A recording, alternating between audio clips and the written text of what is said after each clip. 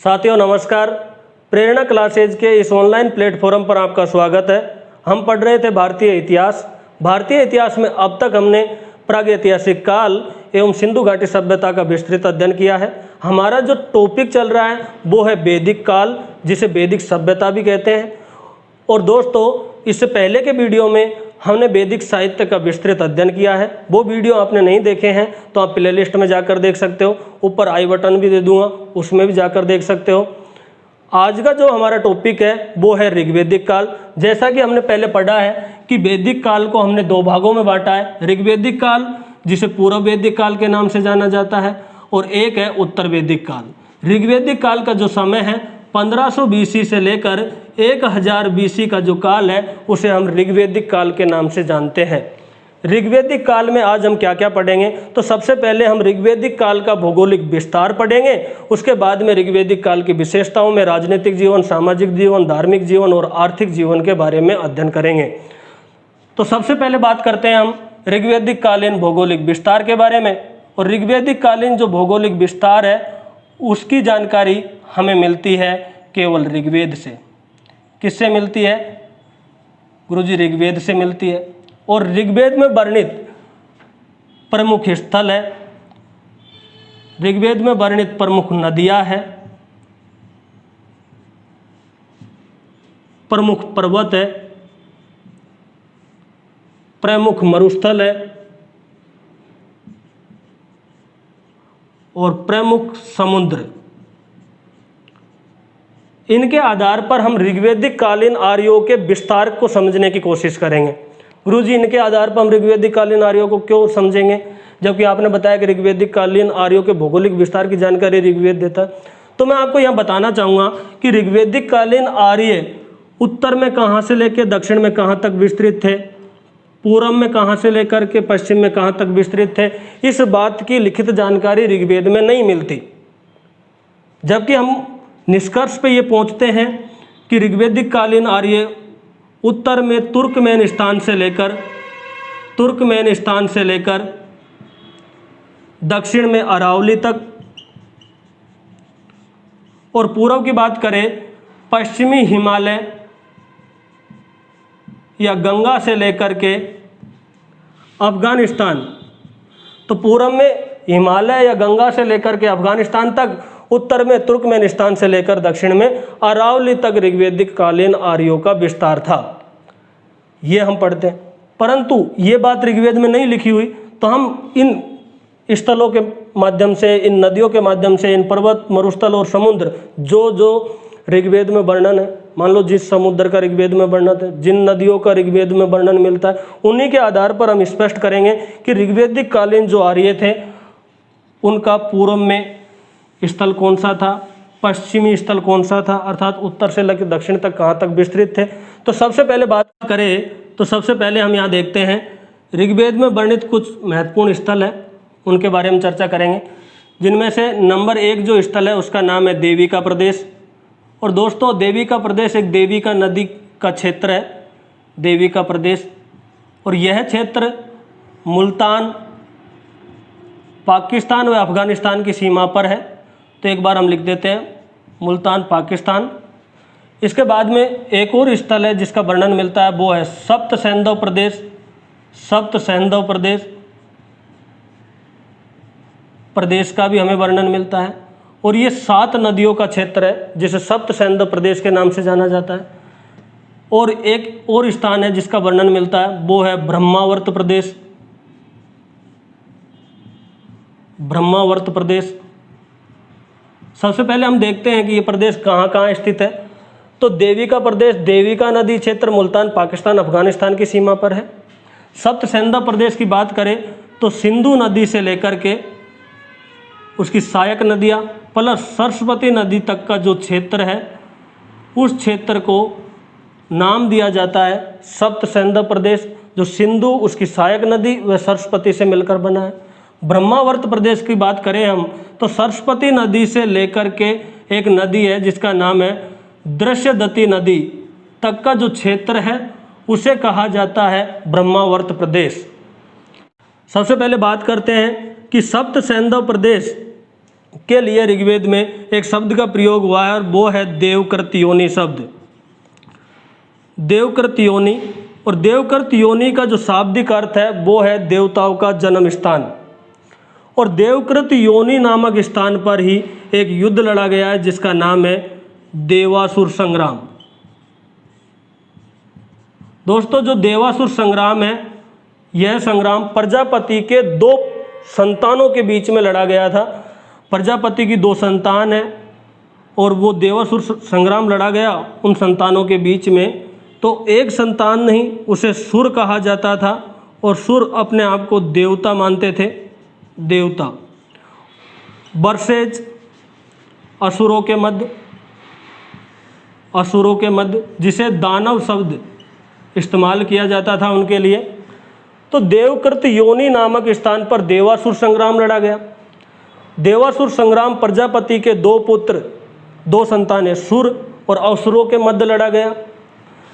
इस युद्ध में, इस संग्राम में कभी असुरों की विजय होती तो कभी देवताओं की विजय होती। अतंत या अंत में जो विजयश्री हाथ लगी वो लगी देवताओं के, अर्थात इसका परिणाम हुआ कि देवताओं की इसमें विजय हुई और असुरों की इसके अंदर होगी पराजय। असुरों की पराजय, और पराजय के परिणाम स्वरूप असुर पलायन कर गए। पलायन, और वो भी कौन सी दिशा में चले गए? पश्चिम में। तो असुर पलायन करके कहाँ चले गए? पश्चिमी दिशा में चले गए। पहली बात, ऋग्वेद में इस बात की हमें जानकारी मिलती है कि असुर देवासुर संग्राम में पराजित हो गए और पराजित होने के बाद में वो पलायन करके पश्चिमी दिशा में चले गए। इसी का जो प्रमाण हमें मिलता है, इसी बात का जो प्रमाण हमें मिलता है वो मिलता है जैंद अवेस्ता ग्रंथ में। जैंद अवेस्ता ग्रंथ में इस बात का हमें प्रमाण मिलता है। किसका? कि देवता कहाँ चले गए थे? असुर पश्चिम में चले गए थे और देवता कहाँ रह गए थे? वो इसी देवकृत योनि नामक स्थान पर रह गए थे। जैंद अवेस्ता जो ग्रंथ है, इस ग्रंथ में हमें ये जानकारी मिलती है कि असुर लोग थे, असुर पूर्व दिशा से आए थे और ईरान में बस गए, ईरान में बसे। तो जैंद अवेस्ता ग्रंथ कहता है कि असुर पूर्व दिशा से आए थे और कहाँ बस गए? ईरान में बस गए। जैंद अवेस्ता है वो ईरानी शाखा के आर्यों का प्रमुख ग्रंथ है और जो ये ग्रंथ है वो ऋग्वेद के समकालीन है, ऋग्वेद के समकालीन है। इसी प्रकार हम बात करें कि जो इस जैंद अवेस्ता ग्रंथ है, इसमें असुरों के प्रमुख देवता का वर्णन है और जिसे अहूर मजदा कहा गया है, अहूर मजदा कहा गया है। तो असुरों का जो प्रमुख देवता है उसका नाम था अहूर मजदा। इसकी बात करें तो ये ऋग्वेद में वर्णित वरुण देवता से इनको समानताएं मानी गई है, ठीक है। और अहूर मजदा एक शक्तिशाली देवता किसका? असुरों का। तो हम सबसे पहले यहाँ पे अहूर मजदा को छोड़ते हैं और वापिस यहाँ लौटते हैं।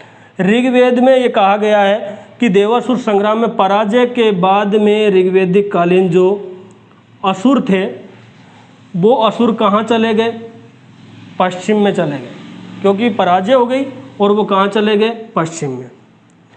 और यहाँ कह रहे हैं कि असुर कहाँ से आए थे? पूर्व दिशा से।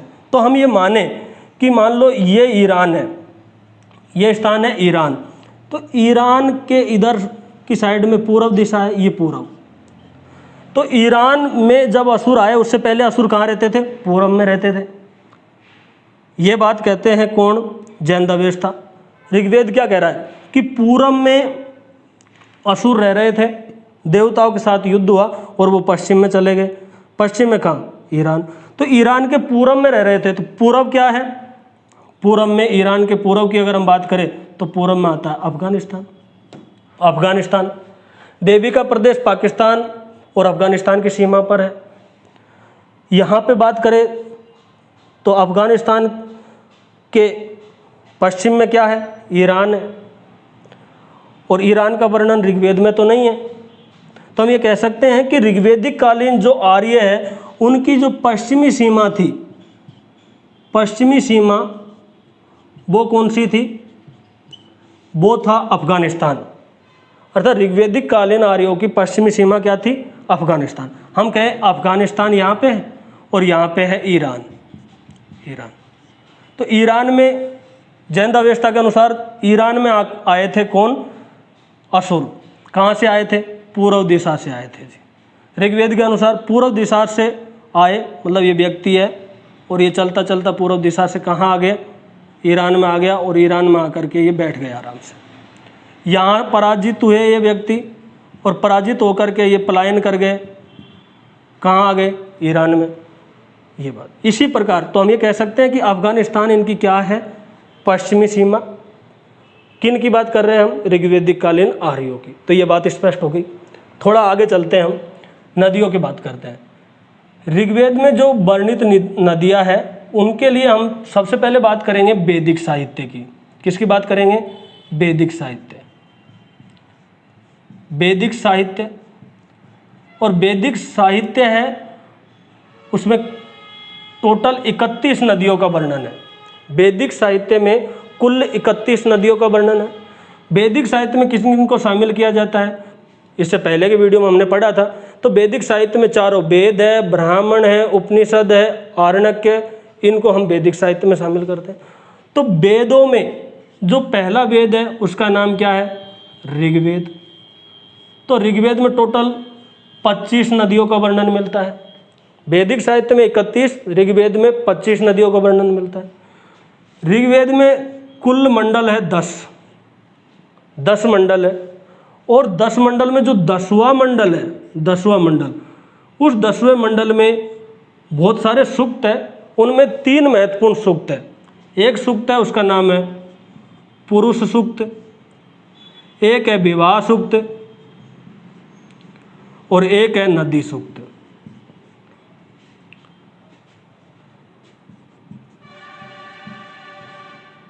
सबसे पहले बात करें हम कि जो नदी सूक्त है, इस नदी सूक्त में जो नदियों का वर्णन मिलता है वो है 21 नदियों का। तो ऋग्वेद के 10वें मंडल के जो नदी सूक्त है उसमें वर्णन मिलता है 21 नदियों का। अब हम ऋग्वेद के 10वें मंडल की इस 21 जो नदियां हैं उन नदियों के बारे में अध्ययन करें तो सबसे पहले बात करूंगा मैं अफगानिस्तान की नदियां। इन्हें हम 3 भागों में बांटेंगे। अफगानिस्तान की नदियां, अफगानिस्तान की नदियां हैं उनकी संख्या 4 है। उसके बाद में हम पढ़ेंगे सप्त सैंधव प्रदेश की नदियां। सप्त सैंधव प्रदेश की नदियां, इनकी संख्या 7 है। उसके बाद में जो अगली नदियां हैं वो है यमुना नदी और गंगा नदी, ये लास्ट है।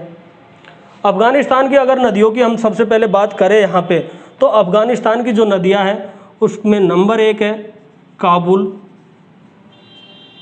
दूसरी नदी है वो है स्वात। नंबर 3 पे है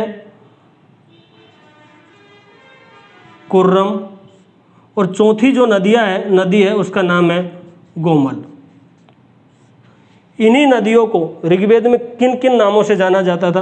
तो काबुल को ऋग्वेद में कुंभा नदी के नाम से जाना गया, कुंभा कहा गया। स्वात नदी को स्वास्तु शब्द का प्रयोग किया गया। कुर्रम नदी के लिए कुर्मु शब्द का प्रयोग, और गोलम के लिए गोमती नदी का प्रयोग। काबुल को प्राचीन नाम कुंभा, स्वात का स्वास्तु, कुर्रम का कुर्मु, गोलम का गोमती। और याद रखना ऋग्वेद में अंतिम वर्णित नदी है उसका नाम है गोलम। तो जो गोलम नदी है ऋग्वेद में अंतिम वर्णित नदी है। बात करते हैं सप्त सैंधव प्रदेश की जो नदियां हैं उनकी। तो सबसे पहले बात करेंगे सिंधु नदी, और सिंधु नदी का नाम आज भी सिंधु है, तब भी सिंधु था। ये सर्वाधिक उल्लेखित नदी है। इस नदी का सर्वाधिक उल्लेख हुआ है। तो सर्वाधिक उल्लेखित नदी कौन सी है? सिंधु नदी। सिंधु के बाद में हम बात करते हैं झेलम, उसके बाद में है रावी, उसके बाद में है सतलज,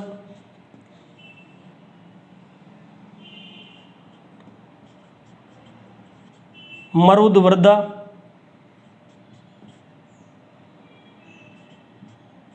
चिनाब, सरस्वती। सिंधु, झेलम, रावी, सतलज, मरुदवर्धा, चिनाब और सरस्वती, इन नदियों का भी वर्णन है। ये 7 नदियों को सप्त सिंधु प्रदेश मतलब क्या कहा जाता है? सप्त सिंधु प्रदेश इन 7 नदियों से मिलकर बना है वाला क्षेत्र है। झेलम नदी को ऋग्वेद में जो नाम मिलता है वो है वितस्ता, वितस्ता नदी। याद कैसे करोगे?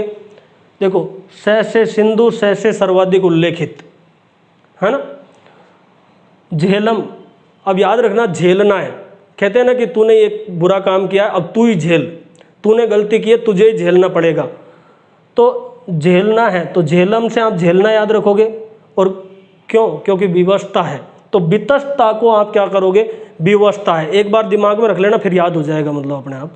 तो झेलम नाम आते यार, विवशता है, झेलनी पड़ेगी, तो झेलम का नाम क्या हो गया? वितस्ता। और रावी, तो राव, रावी, राजा, ये पुरुष होते थे, है ना। तो आप याद करो कि रावी क्या थी? एक पुरुष थी। तो रावी क्या था? एक पुरुष, तो इसका नाम है पुरुषणी। तो रावी को क्या नाम दिया गया? पुरुषणी। बात करें सतलज, तो इसके लिए तो कोई ज़्यादा वही नहीं, इसे सतुद्री कहा गया है, सतुद्री नदी के नाम से जानते हैं।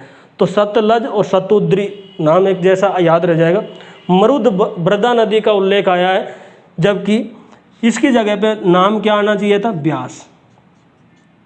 पर ब्यास नदी ऋग्वेद में वर्णन नहीं है। ब्यास की जगह कौन सा है? मरुदवर्धा नदी का नाम है। ये भी एक इंपॉर्टेंट प्रश्न है। और ब्यास को क्या नाम दिया गया? विपाशा, विपाशा।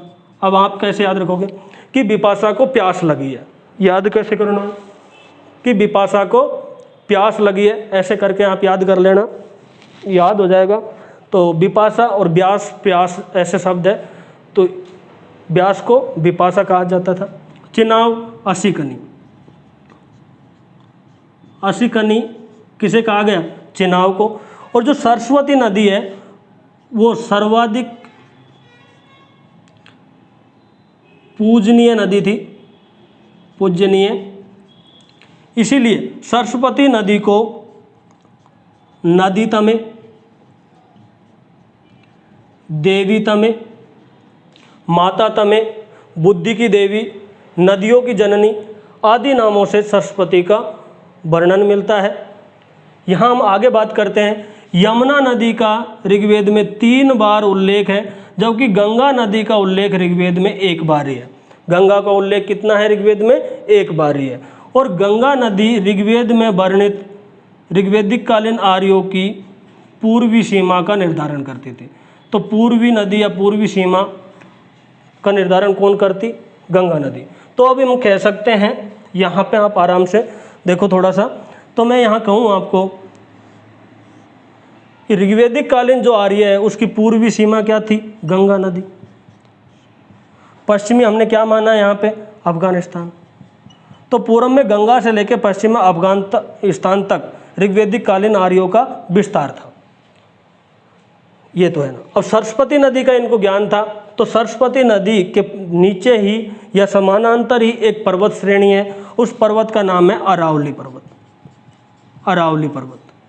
तो हम ये कह सकते हैं सरस्वती नदी का ज्ञान था तो इनको अरावली का भी ज्ञान होगा, क्योंकि विंध्याचल पर्वतमाला उत्तर वैदिक काल में वर्णन आता है। तो अरावली इनकी दक्षिणी सीमा थी। अब बात करेंगे आगे उत्तरी सीमा कौन सी थी उसके बारे में। तो उससे पहले हमें पढ़ना है पर्वत। ऋग्वेदिक कालीन जो पर्वत है उसमें से ऋग्वेदिक कालीन आर्यों को पश्चिमी हिमालय का ज्ञान था। तो यहाँ बहुत ही महत्वपूर्ण प्रश्न बनता है कि ऋग्वेदिक कालीन आर्यों को पूर्वी हिमालय का ज्ञान नहीं था, पूर्वी हिमालय की चोटियों का इनको ज्ञान बिल्कुल भी नहीं था, पश्चिमी हिमालय का ज्ञान था। पश्चिमी हिमालय को ये हिमवंत कहते थे, हिमवंत कहते थे कि गुरुजी ये चीज़ याद नहीं होती। अरे याद हो जाएगी, टेंशन मत करो। देखो पश्चिमी हिमालय, हिमालय है बर्फ, तो बर्फ ढकी रहती है और बर्फ को हिम कहते हैं, तो हिमवंत हो गया, हिमवंत। और इसकी कुछ चोटियों का भी यहाँ पे वर्णन मिलता है, जिसमें से है मूजवंत, शिलावंत, उसके बाद में अर्जिक, सुसोम और सरयानावत। सरयानावत तो ये चोटियाँ है। इसमें से हम मूंजवंत चोटी की बात करें तो मूंजवंत चोटी है वो हिंदूकुश पर्वत की है। हिंदूकुश पर्वत अफगानिस्तान में है, उसकी चोटी है। यहाँ सोम नामक वनस्पति उगती थी और सोम को वनस्पतियों का राजा कहा जाता है। सोम को एक देवता माना गया है, सोम इंद्र का पेय पदार्थ था, देवताओं का पेय पदार्थ था।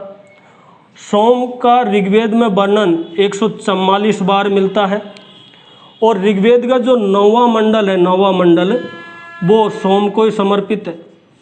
ऋग्वेद का 9वां मंडल किसको समर्पित है? सोम को ही समर्पित है। इसके बाद में हम बात करें आगे, शिलावंत, अर्जिक, सुमोग, सरयानावत, ये पश्चिमी हिमालय की कश्मीर में स्थित चोटियों के नाम है। तो पश्चिमी हिमालय का ज्ञान था। अब हम यहाँ पे बात करें कि सब पश्चिमी हिमालय का ज्ञान था, पूर्वी का नहीं था, है ना। और जैन अवेस्ता ग्रंथ में ऐसी परिस्थितियों का वर्णन है कि पहले ये ऋग्वेदिक कालीन जो आर्य थे ये पहले उसी स्थान पर रहते थे जहाँ पर धूप बहुत कम होती थी, बर्फबारी होती रहती थी। और ऋग्वेद में कुछ ऐसी दशाओं का वर्णन है कि हम पहले वहाँ रहते थे जहाँ पे बहुत ज़्यादा बर्फ पड़ती थी, धूप कम दिखाई देती। तो इसी कारण स्वामी दयानंद सरस्वती ने कहा कि इनका मूल निवास स्थान कौन सा है? तिब्बत है। तो हम यहाँ पे ये बात कर सकते हैं कि पश्चिमी हिमालय ऊपर कौन सा है? तिब्बत। पश्चिमी हिमालय, तिब्बत और गंगा। पश्चिमी हिमालय, तिब्बत और गंगा, ये पूर्वी सीमा है, ये पूर्वी सीमा बनाते हैं। ठीक है, अफगानिस्तान पश्चिमी है, अरावली दक्षिणी है। तो अब पश्चिमी हिमालय, जम्मू कश्मीर और अफगानिस्तान के ऊपर जो देश है उसका नाम है तुर्कमेनिस्तान। तुर्कमेनिस्तान। तो हम ये कह सकते हैं इनके आधार पर तो कि तुर्कमेनिस्तान से लेकर के अरावली तक, उत्तर में तुर्कमेनिस्तान से दक्षिण में अरावली तक, और तिब्बत, पश्चिमी हिमालय और गंगा से लेकर के अफगानिस्तान तक आर्यों का विस्तार था। थोड़ा सा और देखते हैं। मरुस्थल, ऋग्वेद में या ऋग्वेद कालीन जो आर्य थे वो मरुस्थल से परिचित थे और मरुस्थल के लिए जो उन्होंने शब्द प्रयोग किया वो धनुर शब्द का प्रयोग किया है। कौन सा? धनुर शब्द का प्रयोग किया है मरुस्थल के लिए। और उनका एक देवता था प्रमुख, उसका नाम था पर्जन्य। और ये जो देवता था, इन्होंने मरुस्थलों को पार किया था। ये आंधी व तूफान का देवता था, आंधी व तूफान का देवता था पर्जन्य। और कहा जाता है कि इन्होंने मरुस्थलों को पार किया था। और मरुस्थल को ये पार करेंगे तो आगे कौन सा पर्वत आएगा? अरावली पर्वत आएगा।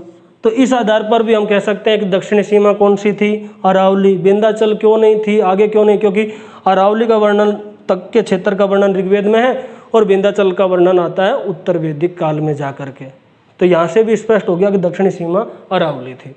ठीक है, तो आपको क्या याद रखना है? मरुस्थल का ज्ञान था, मरुस्थल के धनुर शब्द का प्रयोग हुआ है और इनका एक प्रमुख देवता जिनका नाम था पर्जन्य। और पर्जन्य जो देवता था आंधी व तूफान का देवता था। कौन सा? ऋग्वेदिक कालीन। और कहा जाता है कि इन्होंने किसे पार किया था? मरुस्थलों को पार किया था। और मरुस्थल को पार करेगा तो आगे क्या आएगा? अरावली आएगा। तो ये भी स्पष्ट हो गई बात करते हैं समुद्र के बारे में। तो समुद्र के लिए परावत शब्द का प्रयोग हुआ है। ऋग्वेद में समुद्र के लिए परावत शब्द का प्रयोग हुआ है। और ये कोई समुद्र के लिए, जो वर्तमान समुद्र के लिए नहीं है, एक जल राशि, एक बड़ी जल राशि के लिए परावत शब्द का प्रयोग हुआ है जो समुद्र के अर्थ में है। हम बात करते हैं यहाँ पे 4 प्रमुख शब्दों के बारे में, जैसे अपर, पूर्व, सरस्वत और सरयानावत। अपर, पूर्व, सरस्वत, सरयानावत, ये 4 सागरों का उल्लेख मिलता है, जिनमें अपर को अरब सागर माना गया है। जबकि सरस्वत वह क्षेत्र था जहाँ से सरस्वती नदी का उद्गम होता था, जहाँ मिलती थी नहीं, उद्गम होता था। तो ये जल राशि के लिए है, कोई महासागरों के लिए नहीं है, फिर भी अपर अरब सागर का इन्हें ज्ञान था, ऐसे हम मान सकते हैं। ठीक है, अब हम ये कहेंगे कि ऋग्वेदिक कालीन आर्यों का विस्तार कहाँ से लेके कहाँ तक था। साथ में ही आपके बहुत सारे प्रश्न हैं वो हल हुए होंगे कि किस प्रकार से प्रश्न पूछे जाएंगे और किस प्रकार से टॉपिक को पढ़ना चाहिए, जिससे एक साथ समझ भी विकसित हो जाए और ऑब्जेक्टिव प्रश्न बनते हैं। जैसे मान लो ऋग्वेदिक कालीन वैदिक साहित्य में कितनी नदियों का वर्णन है, ऋग्वेद में कौन सी, है ना, ऋग्वेद के 10वें मंडल में कितनी नदियों का वर्णन है, कुंभा कौन सी नदी को कहते थे, है ना, ऋग्वेद में वर्णित अंतिम नदी कौन सी है, मरुस्थल के लिए कौन से शब्द का प्रयोग हुआ है। तो यहाँ से हजारों ऑब्जेक्टिव प्रश्न बनेंगे। ठीक है, बहुत ही दिल से पढ़ाऊंगा, चिंता ना करो। मतलब अब हम इसका अगला जो पार्ट पढ़ेंगे वो है ऋग्वेदिक कालीन राजनीतिक जीवन, अर्थात ऋग्वेदिक कालीन विशेषताओं की अगर हम चर्चा करेंगे अब आगे, तो सबसे पहले हम बात करेंगे ऋग्वेदिक कालीन राजनीतिक जीवन के बारे में। तो सबसे हमारा जो पहला टॉपिक है वो है ऋग्वेदिक कालीन राजनीतिक जीवन के बारे में। ऋग्वेदिक कालीन राजनीतिक जीवन, और राजनीतिक जीवन में हम बात करें कि जो इनका शासन था वो शासन कबीलाई शासन था, कबीलाई शासन था। और कबीलाई शासन में दो प्रकार की शासन प्रणाली थी, एक थी राजतंत्रात्मक और एक थी गणतंत्र शासन प्रणाली। गणतंत्र शासन प्रणाली, क्योंकि गणतंत्र शब्द का ऋग्वेद में 46 बार उल्लेख हुआ है, इसलिए हमें लगता है कि गणतंत्रात्मक शासन प्रणाली भी थी। राजतंत्रात्मक जो शासन प्रणाली थी उसमें राजा वंशानुगत था, पिता के बाद में उसका पुत्र राजा बन जाता था। लेकिन जनता को राजा को पद से हटाने का अधिकार था, पद से हटाने का अधिकार जनता को था। एक बात यह ध्यान रखनी है। दूसरी हम बात करें कबीलाई शासन था, मतलब प्रमुख कबीले। तो ऋग्वेदिक काल की अगर हम बात करें तो ऋग्वेदिक काल में प्रमुख 5 कबीले थे, 5 कबीले, और उन 5 कबीलों को पंचजन्य कहा गया, पंचजन्य कहा गया। ये भी महत्वपूर्ण है। पंचजन्य किसे कहा गया? ऋग्वेदिक कालीन 5 महत्वपूर्ण कबीलों को पंचजन्य कहा गया। कबीला अपने आप में एक देश था, एक राज्य था। राजनीतिक जीवन में हम सबसे पहले पढ़ेंगे ऋग्वेदिक कालीन प्रशासनिक इकाई के बारे में। प्रशासनिक इकाई पढ़ेंगे और फिर बाद में उसका मुखिया पढ़ेंगे, उस इकाई का मुखिया कौन था। उसके बाद में हम कुछ संस्थाएं पढ़ेंगे, मुखिया के बाद में हम पढ़ेंगे कुछ संस्थाएं। तो सबसे पहले बात करते हैं, सबसे छोटी राजनीतिक इकाई परिवार थी। अनेक परिवारों से मिलकर कुल का निर्माण हुआ। अनेक कुल जब मिले तो ग्राम का निर्माण हुआ। अनेक ग्रामों से मिलकर के विश्व का निर्माण हुआ। अनेक विश्वों से मिलकर के जन का निर्माण हुआ। और जन के बाद में लास्ट में हमें कहीं कहीं राष्ट्र शब्द का प्रयोग भी ऋग्वेद में आता है। परिवार का जो मुखिया होता था उस मुखिया को गृहपति कहा गया, जबकि कुल के मुखिया को कुलूप कहा गया। ग्राम के मुखिया को ग्रामीणी कहा गया। विष के मुखिया को विषामपति या विषपति कहा गया, विषामपति या विषपति कहा गया। जन के मुखिया को जन के मुखिया को जनपति, गोपा, रक्षक और राजन कहा गया। जबकि जो राष्ट्र का मुखिया होता था उसे सम्राट कहा गया। और यहाँ पे जो राष्ट्र शब्द है वो संपूर्ण प्रभुत्व संपन्न देश के लिए नहीं है। यहाँ राष्ट्र का मतलब है 2 जन या 2 कबीलों आपस में मिल गए, उनके ऊपर जो जिनका अधिकार चलता है, समान अधिकार चलते हैं, उनके लिए राष्ट्र शब्द का प्रयोग हुआ है। उत्तर वैदिक काल में हम जाएंगे तो वहाँ पे क्या आएगा? उत्तर वैदिक काल में जन के बाद में वहाँ क्या आएगा? जन से मिलकर के उत्तर वैदिक काल में आगे बढ़ेंगे तो जनपद, जबकि ऋग्वेद काल में जनपद शब्द का उल्लेख नहीं है। और जनपदों से वहाँ पे आ जाएगा महाजनपद। ये सब उत्तर वैदिक काल की बात है। यहाँ मैं बात करूँ कि ग्राम शब्द का उल्लेख ऋग्वेद में 13 बार मिलता है। कितने बार? 13 बार। याद कैसे रखें सर? बहुत आसान है, 13 गांव। आप ऐसे याद रखोगे, किसका गांव? 13 गांव। तो किसका गांव? जैसे हम कहें मेरा गांव, अब दूसरे से क्या कहेंगे? 13 गांव। तो 13 गांव ऐसे याद रखें। 20, हम कोई 20 करते हैं, मान लो 20, तो आप 20 करते हैं, साथ साथ मांगना, मतलब साथ साथ 20 करेंगे तो एक साथ 20 करेंगे, 1 7 1 ऐसे। तो 171 बार 20 का उल्लेख आता है।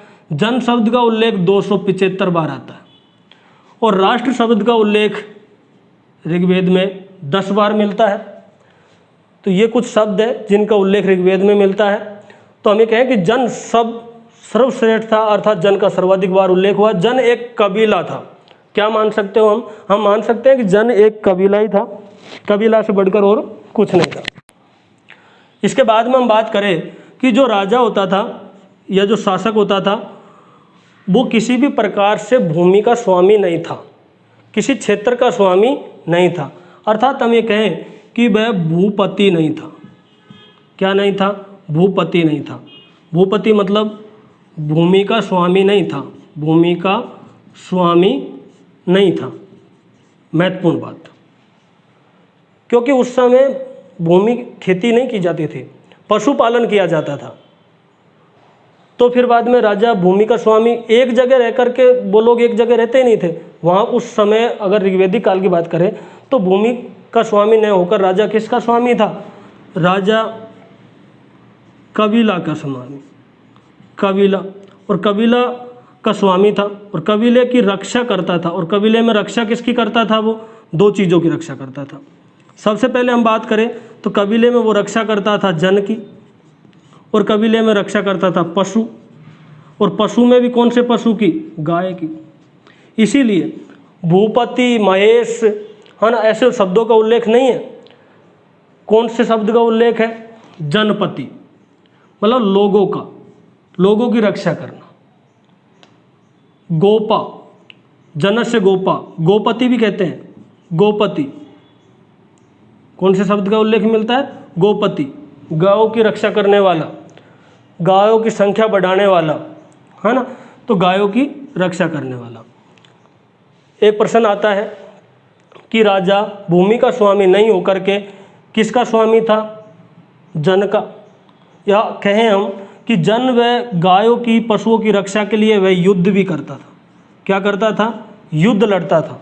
अर्थात राजा भूमि का स्वामी नहीं था, युद्ध का स्वामी था। कौन से काल की बात कर रहे हैं हम? ऋग्वेदिक काल की। कौन से बात है? ऋग्वेदिक काल की।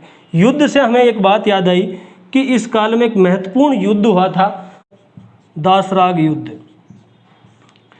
इस युद्ध के सबसे पहले हम बात करते हैं, इस युद्ध के कुछ कारण थे, कारण, और जो कारण थे उन्हें हम 2 भागों में बांट सकते हैं। एक था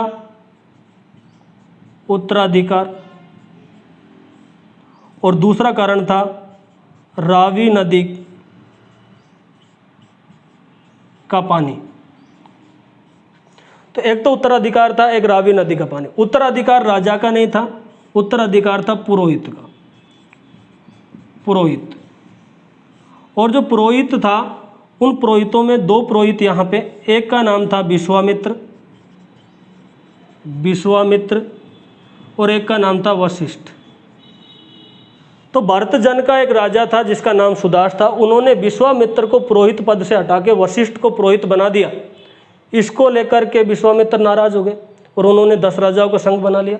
और रावी नदी की जलधारा को मोड़ने का विरोध कर रहा था सुदास। तो रावी नदी के पानी को लेकर भी कोई विवाद था। अब बात करें हम दशराग युद्ध का, ये तो एक कारण हो गया। दशराग युद्ध है, ये लड़ा कहाँ गया था? तो ये रावी नदी के तट पर, रावी नदी के तट पर लड़ा गया। और रावी नदी को क्या कहा गया? पुरुषणी कहा गया। तो रावी नदी को पुरुषणी कहा जाता है। दशराग युद्ध है वो किन किन के बीच में लड़ा गया? अगर यहाँ बात करें हम तो राजा भरत जन का जो राजा सुदास था, सुदास वर्सेज 10 राजाओं के मध्य लड़ा गया। जो 10 राजाओं के मध्य युद्ध लड़ा गया उन 10 राजाओं में 5 आर्य थे प्लस 5 अनार्य। सुदास था जिसका जन था वो भरत जन था, भरत जन का राजा था ये। इनमें 5 आर्य जन थे और 5 अनार्य जन थे, 10 जनों से मिलकर के बना थे। यहाँ बात करें सुदास का जो वंश था वो त्रिशु वंश था, त्रिशु वंश। तो राजा सुदास त्रिशु वंश के थे, भरत जन के थे। और जो 5 आर्य और अनार्य ये राजा थे, इनका जो नेतृत्व कर रहा था वो था पुरु, पुरुजन। तो पुरुजन था, वो इन 10 राजाओं के युद्ध का नेतृत्व कर रहे थे। इस युद्ध में जो दशराग युद्ध था, इस युद्ध में लगभग हम बात करें तो 30 राजाओं के शामिल होने की बात की गई है। 30 राजाओं ने इसमें भाग लिया था। इस युद्ध में जो विश्वामित्र थे और वशिष्ठ, तो विश्वामित्र है, उन्होंने 10 राजाओं का सेनापति विश्वामित्र थे, विश्वामित्र। जबकि सुदास का जो सेनापति था वो वशिष्ठ था, वशिष्ठ। एक 10 राग युद्ध ये था।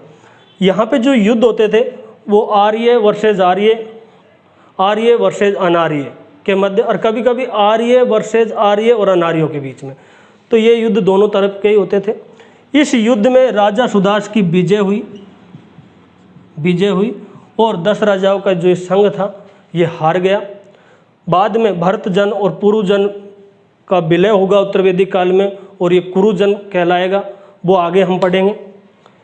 ये तो एक युद्ध के बारे में। जो राजा होता था उस राजा की सहायता के लिए कुछ पदाधिकारी होते थे। उन पदाधिकारियों की अगर हम सबसे पहले बात करें तो राजा की सहायता के लिए जो पदाधिकारी होते थे, पदाधिकारी, उनमें नंबर 1 है पुरोहित, दूसरा है सेनानी, तीसरा ग्रामीणी, चौथा है सूत, पांचवा यहाँ पे लिख देता हूँ मैं ब्राजपति, छठा है वो रथकार, सातवां है स्पर्श,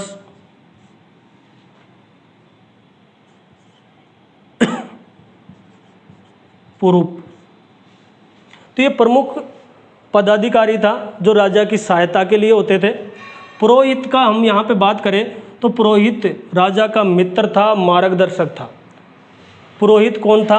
पुरोहित की बात करें तो पुरोहित राजा का मित्र था, पुरोहित राजा का मार्गदर्शक था, पुरोहित राजा को न्याय करने में परामर्श देता था, और जब युद्ध होता था तो राजा की विजय की कामना करता था, राजा की विजय की कामना करता था युद्ध में। ये तो पुरोहित था। सेनानी की बात करें तो ऋग्वैदिक काल में कोई स्थायी सेना नहीं थी, स्थायी सेना नहीं थी। तो फिर क्या थी? कबीलाई सेना थी, और कबीलाई सेना में मिलिशिया थी। मिलिशिया, हम ये कहें कि कबीला में जो लड़ने वाले जो अष्टपुष्ट लोग होते कबीला की रक्षा करने के लिए, जब युद्ध होता तो वो अपने आप ही कूद पड़ते तलवार भाला लेकर के, ठीक है। तो मिलिशिया कहलाती। ऐसी अस्थायी सेना को क्या किया गया? मिलिशिया कहा गया। और ये मिलिशिया अलग अलग थी।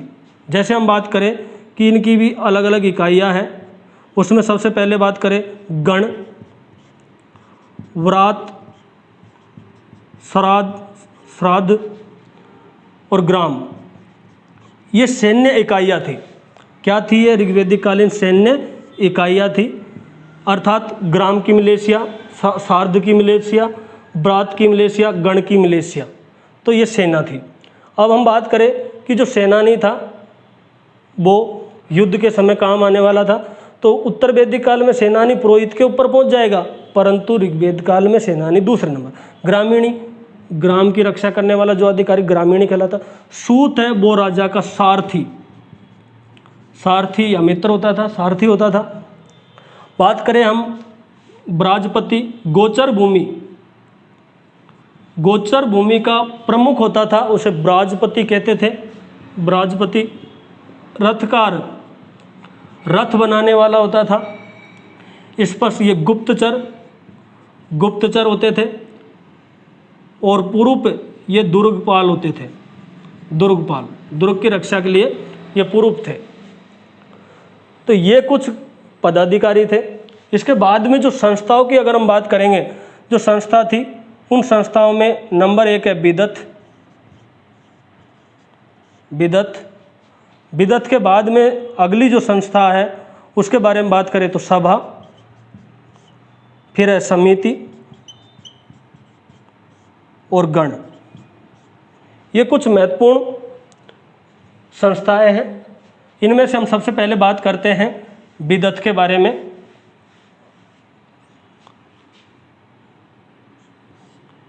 ये सर्वाधिक प्राचीन संस्था है। ऋग्वेद में 122 बार इसका उल्लेख मिलता है। ये संपूर्ण ग्राम सभा थी। इसमें महिलाओं को भाग लेने का अधिकार था। और इसका जो विषय होता था वो ज्ञान, विद्या के अलावा संस्कार व रीति रिवाज भी थे। बात करते हैं सभा की, तो सभा को नरिष्ठा कहा गया है। ये अभिजात या वृद्ध लोगों की सभा थी। नरिष्ठा का मतलब है अनुउल्लंघनीय, जिसका उल्लंघन न किया जाए। इसमें भी महिलाएं भाग ले सकती थी। और जो महिलाएं भाग लेती थी उन्हें इसमें कहा जाता था सभावती। पति नहीं, वती कहा जाता था। आप बताओ जो पुरुष भाग लेते थे उसे किस नाम से जाना जाता था? आप कमेंट करके बता देना। उसके बाद में हम यहाँ पे बात करें कि सभा का उल्लेख ऋग्वेद में 8 बार होता है। 8 बार उल्लेख मिलता है। और इसमें संपूर्ण ग्राम के मसलों को हल किया जाता था। ग्राम के मसले हल किए जाते थे। ठीक है। उसके बाद में बात करते हैं समिति के बारे में। जो समिति थी उसके बारे में चर्चा करें। सबसे पहले तो समिति का ऋग्वेद में 9 बार उल्लेख मिलता है। इसके अध्यक्ष को ईशान कहते हैं। समिति में संपूर्ण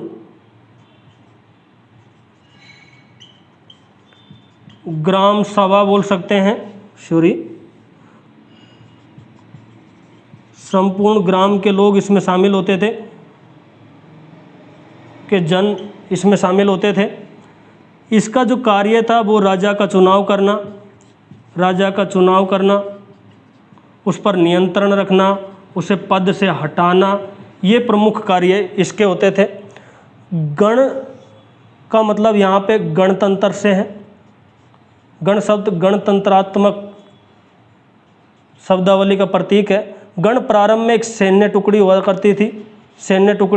गण का 46 बार ऋग्वेद में उल्लेख मिलता है। और गण के जो शासक होता था उसे गणपति, उसे गणस्य गोपा,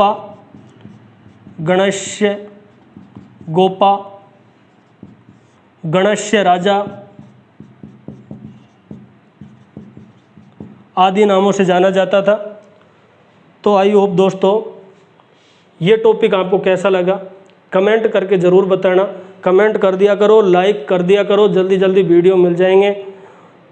तो यही उम्मीद है हमारी तो आप लोगों से।